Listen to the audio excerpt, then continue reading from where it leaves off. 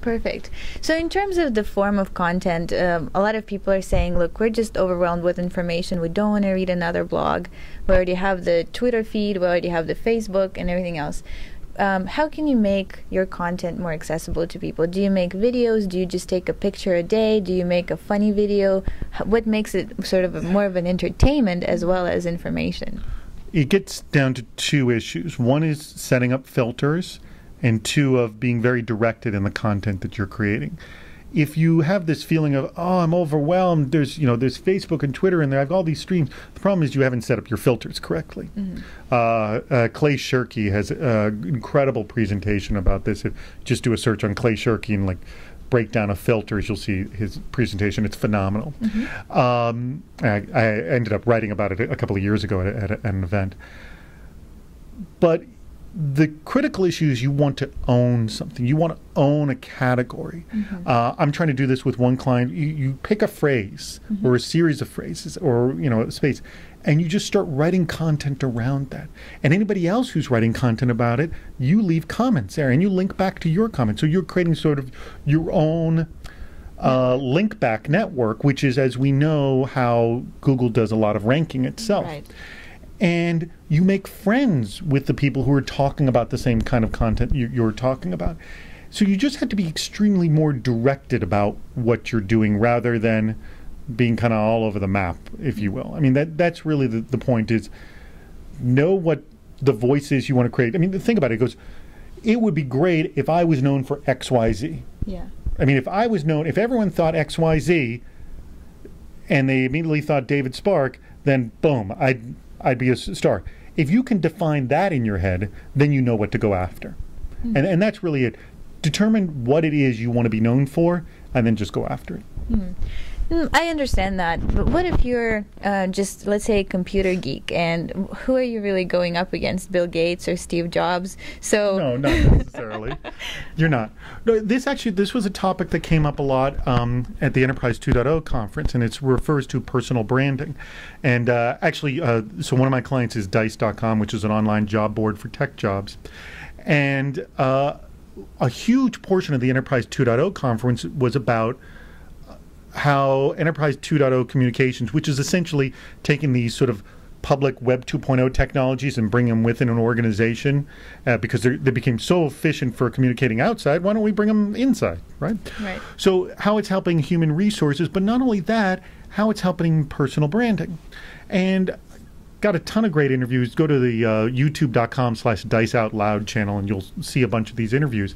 But specifically in the area of personal branding, if you are the computer geek, just start blogging about what you know. I just wrote this incredible program on Ruby on Rails, or I went to this conference and this is what I learned. Or there's a guy who knows a ton about Ruby on Rails and I want to talk to him, so I'm going to leave a comment on his blog post. There are three ways that you create sort of that voice, like you talk, for just the individual, not the organization, the individual. Right. One is you blog and you create your own editorial content. Two is you find the key people that know about this and you form relationships with them. And three, you actually have conversations around that. All those combined together creates that personal brand. I'll give you a perfect example, and I use this guy, Craig Kessler, guy I didn't know from a hole in the wall.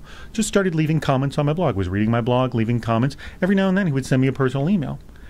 I didn't know who Craig Kessler was all, but he seemed obviously interested in my work. And, it's going to be a little egotistical to say, but you want a fast way to my heart, care about what I'm writing, what I'm doing. If you tell me I'm brilliant, I love it. But no, you don't actually have to do that. You just have to read it and acknowledge. Like, I'm more than happy to get argument and stuff. You don't have to read somebody and tell them that they're brilliant. In fact, if you just read something and say, this is brilliant and nothing at all, then that just becomes vacuous.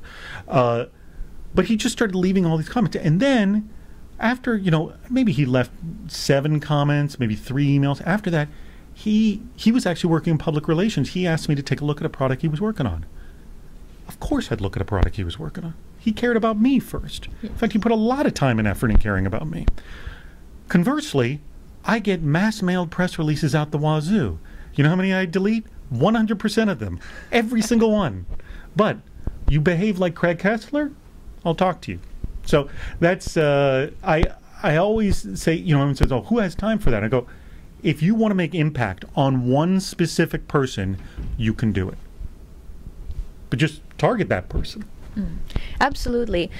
Some people have expressed to me, especially bloggers that are just starting out, who really cares what I'm doing? Who really cares what I do in my personal life? My advice tends to be that people actually want to relate to stories. If you just sort of sit on your high horse and dispense advice, nobody's really going to take it. They want to know you. Do you think that's true? So it all depends on the voice that you're creating, and it all depends. I don't. I must say, some of my blog posts that do the best are as a result of personal stories. In fact, those do really well, but they're personal stories related to the industry. Right. They're not just personal stories of like what I did on the weekend.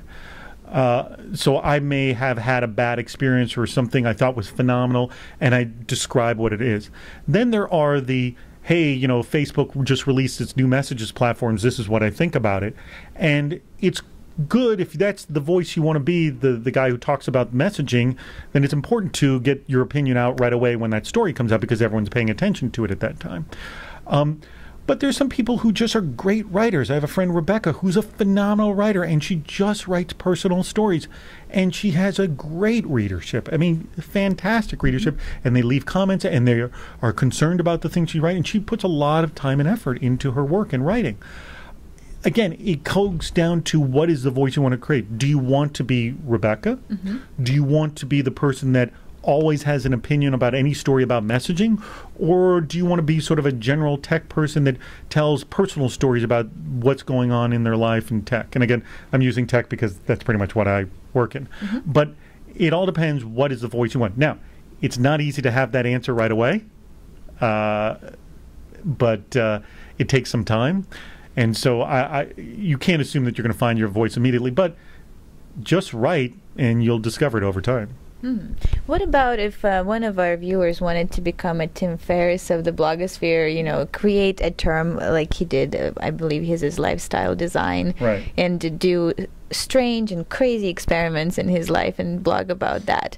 What is your advice on sort of creating a new term, not just